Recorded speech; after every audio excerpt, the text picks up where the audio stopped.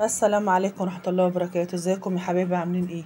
وحشتوني جدا جدا. صلى على النبي يا حبايبي، عشان بالصلاة على النبي تطمئن قلوبنا. قصة النهاردة يا حبايبي عن الأستاذ مصطفى. أستاذ مصطفى بيقول إن له أخته. بيقول أختي لما بتيجي عندي بتبقى عينها على كل حاجة في شقتي، اللي هو بيقول بتحسده، بمعنى أصح بيقول بتحسدني.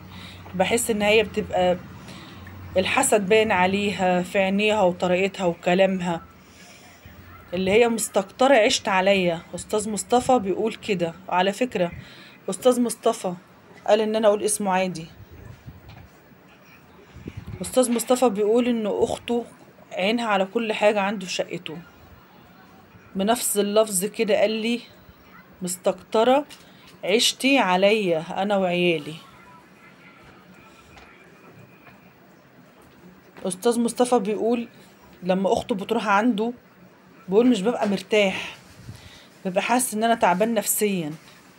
بيقول لي من نظرات عينيها اللي رايحة جاية في الشقة عندي، لو جايب أي حاجة جديدة تقعد تسأل دي بكام وجبتها منين، وما كانش لازم تجيب دلوقتي وما كانش وقته، والحاجة غالية، ده الواحد ممشي نفسه بالعافية. ده الأستاذ مصطفى بيقول إن أخته اللي بتقول كده، اللي هي أنت جايب الحاجة دي ليه لما كانش لازم تجيبها، ده الحاجة غالية، بتجيب ليه، ده الناس ماشية نفسها بالعافية.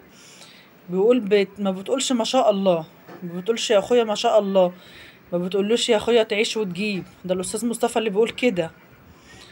بيقول بحس بالحسد في عينيها وكلامها وطريقتها.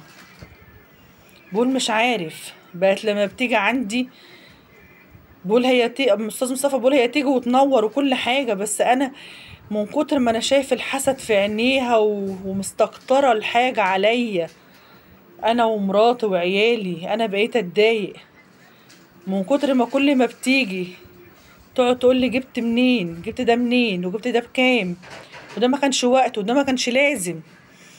انا بقيت اتضايق منها. يعني كل ما بتكلمني بقول لها سيبها على ربنا، ربنا اللي بيرزق، ربنا هو اللي بيريد بالحاجة الواحد يعملها او ما يعملهاش. الكلام ده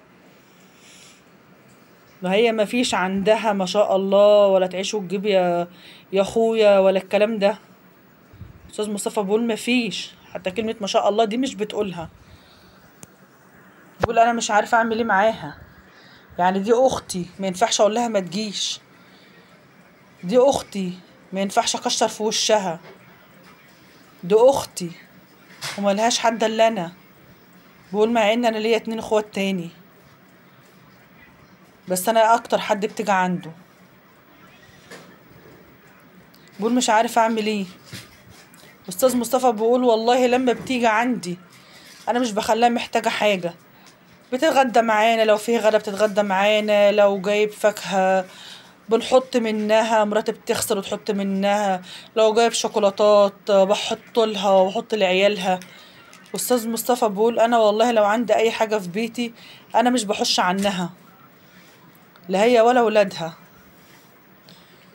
استاذ مصطفى بيقول بس انا نفسي لما تشوف الحاجة تقول ما شاء الله تعيش وتجيب يا اخويا. بيقول لي ما بتقولش الكلام ده، انا ما بشوفش غير حسد في عينيها، ما بشوفش غير ليه ما كانش وقته، ليه مش لازم، ليه ده الحاجة غالية، ده اللي هي بتقوله. لكن كلمة ما شاء الله يا اخويا ولا تعيش وتجيب ولا الكلام ده انا ما مش بسمعها ومش بشوفها. انا مش عارف اعمل ايه مع اختي.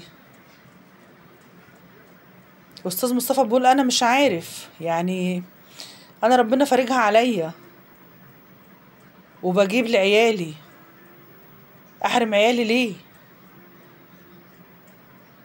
ما حرمش عيالي، انا ربنا مديني ما حرمش عيالي. بس انا نفسي لما اختي تيجي عندي ما تبصليش بنظرة حسد، ما تبصش للحاجة اللي في ايد عيالي، ما تبصش للحاجة اللي انا جايبها لعيالي. انا مش عارفة يا استاذ مصطفى بصراحة اقول لك ايه. انت بتقول ان اختك بصالك وبتحسدك، بس انا مش عارفه والله يا استاذ مصطفى، مفيش اخت هتحسد اخوها. هي ممكن بتقولك الحاجه دي ما كانش وقتها، علشان ممكن الدنيا بقت غلا، مع ان هي المفروض ملهاش فيه. انا مش هبرر لها، انا مش هبرر لها، لان كل واحد حر في بيته. انا اخويا جاب حاجه، ربنا يصلح حاله ويزيده كمان وكمان. ما اقولوش الحاجة غالية، ما اقولوش انت جبت ليه، ما اقولوش ما كانش وقته، ما اقولوش الناس ماشية نفسها بالعافية زي ما اخت المصطفى الاستاذ مصطفى بتقول. ما تقوليش، تقولي ليه؟ قولوا تعيشوا الجيب يا اخويا، ربنا يخليك لعيالك، ربنا يخلي عيالك ليك، ربنا يفرجها عليك يا حبيبي، ربنا يوسعها عليك. ده الكلام اللي يتقال. لكن بقى يا اخت الاستاذ مصطفى بقى تقولي له بقى ليه ما كانش وقته، الناس ماشيه نفسها بالعافيه والحاجه غاليه. هو براحته، هو واحد وعارف نفسه بيعمل ايه. يعني هو عارف هو ماشي حياته ازاي. هو ربنا كرمه وبيجيب لعياله. هو مش عايز يحرم عياله من حاجه ولا يحوش حاجه عن مراته. ربنا يا رب يصلح حاله وحال الناس كلها. يا رب يصلح حالنا وحال الناس كلها يا رب. يعني ما المفروض اللي تتقال كلمة حلوة، لكن تقولي بقى بتجيب ليه دلوقتي وما كانش وقته والحياة غالية والناس ماشية نفسها بالعافية. انا عايزة اقول لك يا استاذ مصطفى، جايز اختك والله اعلم العيشة معاها ضيقة شوية او العيشة معاها مش قد كده. جايز انت ربنا فارجها عليك وشغلك كويس، جايز انت دخلك كويس وقادر تكفي بيتك وعيالك وتجيب كل حاجة هما محتاجينها، ما انتش حارم بيتك ولا عيالك من حاجة. جايز اختك العكس، زي ما بتقولك الناس ماشية نفسها بالعافية، جايز هي ماشية نفسها بالعافية عشان دخلها مش قد كده، دخل جوزها قليل، فعشان كده ماشية نفسها بالعافية. زي ما بتقول الناس ماشية نفسها بالعافية. اختك كل ما بتيجي يا استاذ مصطفى بتشوفك مثلا انت جبت حاجة، هي ممكن لها كتير ما جابتش اي حاجة، لها كتير ما غيرش حاجة عندها في بيتها، ما جابتش حاجة الكلام ده. فاللي هي مش عارفة هي بتحسبها ازاي بصراحة. اللي هو انا ما جبتش مثلا حاجات ليا من زمان، ما غيرتش بقى، ما جبتش، اخوها بقى بيجيب بقى ولا اخويا بيجيب بقى وانا مش عارفة اجيب حاجة. الله اعلم هي بتبص لها ازاي او بتحسبها ازاي، مع ان هي المفروض ما تبصش مثلا يعني للحاجة اللي عندك. يعني هي المفروض اللي يتقال ربنا يخليك وتعيش وتجيب يا اخويا. ده اللي انا اعرفه. وبرضه هقول لك يا استاذ مصطفى، جايز هي يعني ما بتحسدش او مش في دماغها ان هي تحسد، جايز هي طريقتها في الكلام كده، او جايز هي بتبقى فاكره من وجهة نظرتها او من وجهة نظرها ان هي بتنصحك يعني ازاي، اللي هي مثلا شايفه ان الحياه غلا والدنيا غاليه. يعني اللي هي مثلا قصدها توصل لك بس مش عارفه توصل لك ازاي، ان هي مثلا الحاجه غاليه كانش لازم دلوقتي. ممكن اللي هو كده، لكن مش اللي هي قصدها ان هي مثلا تبص لك بنظرة حسد او بنظرة انت بتجيب انا ما بجيبش. جايز هي مش عارفة توصل لك اللي جواها او مش عارفة توصل لك الاحساس اللي عندها. يعني ما ممكن، جايز جدا ان هي ما مش قصدها ان هي تحسدك او تبص للي عندك او الكلام ده. وانا يا استاذ مصطفى بقول لك يعني انت كتر خيرك بتقول لما اختك بتيجي عندك، يعني انت ما شاء الله بتقوم معاها بالواجب هي وعيالها، ان كان غدا بتتغدوا مع بعض، ان كان عندك حاجة حلوة بتطلعها لها وعيالها، اي حاجة عندك مش بتحش عن اختك ولا عن عيالها. ربنا يا رب يكرمك ويزيدك من نعيمه ويديلك من خيره كمان وكمان. احنا وأمة لا اله الا الله. بص يا استاذ مصطفى هقولك على حاجة، لو اختك عيشتها على قدها انا مش هقولك اصرف عليها او مش بقولك اصرف عليها، لا، بس في بتبقى حاجات كده عن طريق غير مباشر برضو. لا، ممكن اختك برضو من النوع الحساس، يعني ممكن اختك انت بتقول ان هي انت بتتضايق من نظرة عينيها، ان هي بتحسد، ان هي بتبص الحاجة اللي عندك، ان هي بتيجي وتقول لك كذا وتقول لك كذا.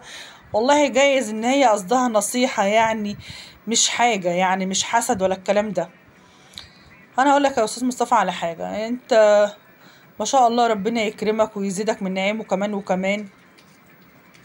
انت تعالى من الوقت للتاني، ولو اختك عيشتها على قدها، تعالى من الوقت للتاني يعني، روح عندها كده ومعاك شوية فاكهة لعيالها، روح عندها كده ومعاك حاجة حلوة لعيالها، وروح عندها كده واديها أي مبلغ بسيط اللي ربنا يقدرك عليه، وقول لها هات حاجة للعيال. جايز أختك عشتها على قدها، جايز أختك زي ما بتقول والله أعلم إن هي بتيجي تبص للي عندك. أنا مش عايزة أظلمها ولا عايزة أظلمك، ولا عايزة أقول إن أنت بتتجنى عليها ولا إن أنت فاهمها غلط ولا الكلام ده. كل شيء جايز، كل شيء جايز يا أستاذ مصطفى.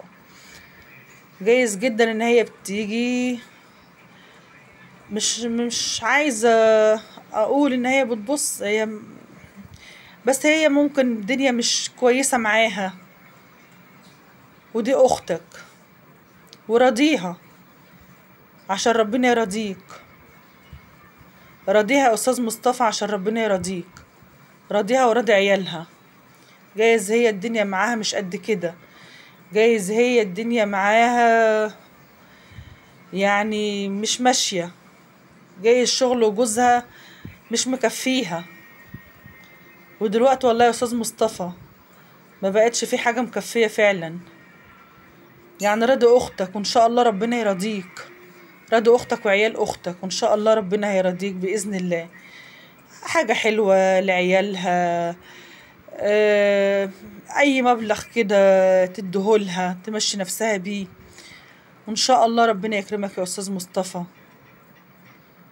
والله والله يا أستاذ مصطفى ما في أخت بتحسد أخوها، والله يا أستاذ مصطفى أي أخت بتتمنى الخير لأخوها زي ما بتتمناه ليها، لأن ده أخوها، تتباهى به في أي حتة. أخوها يعني الواحدة بتتشرف بأخوها، بتتباهى بيه وسط أهل جوزها، وسط الناس، حتة منها، حتة منها يعني. عمرها ما هتبص بصة كده ولا كده، بصة حسد أو أي نظرة.